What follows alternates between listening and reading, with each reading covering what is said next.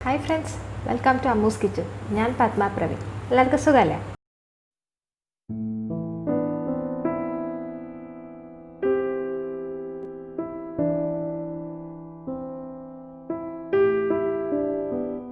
Hi friends, welcome to Ammu's Kitchen.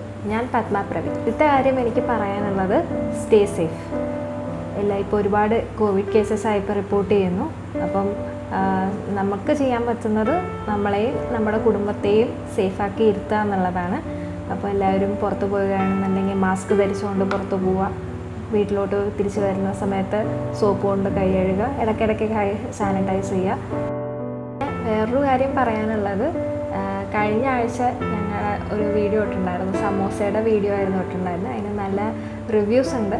ഞങ്ങളെ സംബന്ധിച്ചിടത്തോളം അത് വളരെ സന്തോഷമുള്ളൊരു കാര്യമാണ്. അതും കൂടി ഒന്ന് ഷെയർ ചെയ്യണമെന്ന് വിചാരിച്ചു.